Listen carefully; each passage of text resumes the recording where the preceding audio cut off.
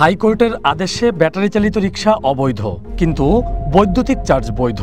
Battery চালিত rickshaw charging স্টেশনের অনুমতি দিয়েছে খোদ বিদ্যুৎ মন্ত্রণালয়। এমন দ্বৈত নীতি দেখে যে কারোর মনে হতেই পারে গরু চুরির হলেও দুধ হালাল।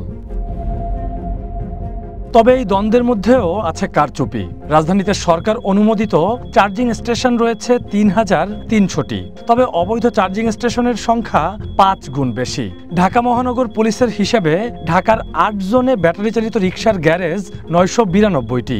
এসব গ্যারেজে ৪৮,১৩৬টি অবৈধ চার্জিং পয়েন্ট রয়েছে, যা গড়ে উঠেছে বিদ্যুৎ বিভাগের অসাধু ব্যক্তিদের যোগসাজশে। প্রতি মাসে লুট হচ্ছে কোটি কোটি টাকা।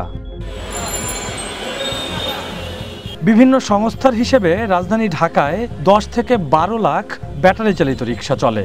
গড়ে প্রতিটি রিকশার ব্যাটারি চার্জে খরচ হয় ৫ থেকে ৭ ইউনিট বিদ্যুৎ, যেখানে প্রতি ইউনিটের বাণিজ্যিক দাম ৯ টাকা ৬২ পয়সা। কিন্তু সরেজমিন ঘুরে দেখা যায় বেশিরভাগ গ্যারেজে চোরাই পথে বিদ্যুৎ ব্যবহার করে অটোরিকশার চার্জ দেওয়া হয়। সবই বৈধ, তবে সরকারি কর্মকর্তা তারাই লওয়া বৈধ, ঠিক আছে? তারা সুযোগ দেয় বিধায় কিছু কিছু লোক অবৈধভাবে ব্যবহার করে। ওরা যদি কিছু সরকার আমাকে কমায় দেয় তাহলে আমরা ঠিকই আমরা বৈধভাবেই সবাই করতে বাধ্য করেন। আর বড় লোক বড় বড় মহাজনরা ওনারা যে আমরা বলতে পারি যে আপনারাও এটা এই ক্ষেত্রে আসেন। আমাদের একটা বাসার নামে একটা মিটার নামাইছি, ওই মিটার দিয়েই মনে করেন যে এই পর্যন্ত চলতেছি। এইভাবেই মনে করেন যে হয়তো আগে আসলে 2 কিলো অন করছি 7 কিলো, 7 কিলোর তো করেছি 14 কিলো, এমনি করেই মনে করেন যে আমরা চালাইতেছি। এদিকে আবাসিকের তুলনায় ব্যাটারি চার্জিং স্টেশনের প্রতি ইউনিট বিদ্যুতের দামের ফারাক অন্তত 2 থেকে 5 টাকা। এই গ্যারেজ মালিকের মতো আবাসিক লাইনের বাণিজ্যিক ব্যবহারের উদাহরণ অগণিত, যদিও এসব বিদ্যুৎ চুরির কথা স্বীকার করে না কেউ।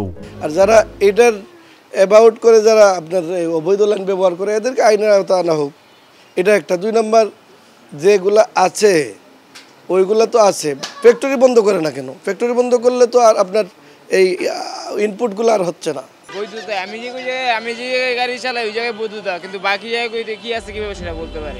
অবৈধ বাহনে বৈদ্যুতিক সংযোগের বৈধতা প্রশ্নে ডিপিডিসির উত্তর গদবাঁধা। তাদের দাবি, সংযোগ না দিলে বিদ্যুৎ চুরি বেড়ে সৃষ্টি হবে সিস্টেম লস। আর অনুমোদনহীন লাইন বন্ধে নিয়মিত অভিযানের কথাও জানায় প্রতিষ্ঠানটি। বাংলাদেশের পার্সপেক্টিভে এই অবৈধ সংযোগ ঠেকানো খুবই কষ্টসাধ্য এবং দুষ্কর একটি বিষয়।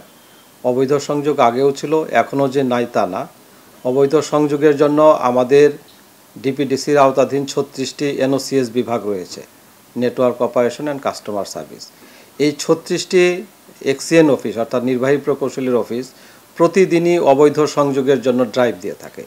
এই শুধু ব্যাটারি চার্জিংয়ের জন্য না, ব্যাটারি চার্জিং ছাড়াও অন্যান্য যে অবৈধ সংযোগ রয়েছে সেগুলো, এবং বিশেষ করে এখন এই ব্যাটারি চালিত যে অবৈধ সংযোগগুলো রয়েছে, এটা প্রতিদিনই আমাদের এই অবৈধ সংযোগ বিচ্ছিন্ন করার জন্য অভিযান পরিচালনা করা হয়। বারবার নিষিদ্ধ করেও ব্যাটারি চালিত অটোরিকশা বন্ধ করতে ব্যর্থ হয়ে এবার সরকার হাঁটছে ভিন্ন পথে। ব্যাটারি চালিত রিকশা নিয়ন্ত্রণে ইলেকট্রিক 3 হুইলার ম্যানেজমেন্ট গাইডলাইন্স 2025 নীতিমালা প্রণয়ন করা হয়েছে।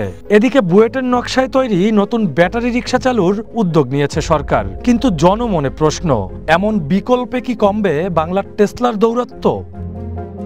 Rakibul Rahat, one news, Dhaka.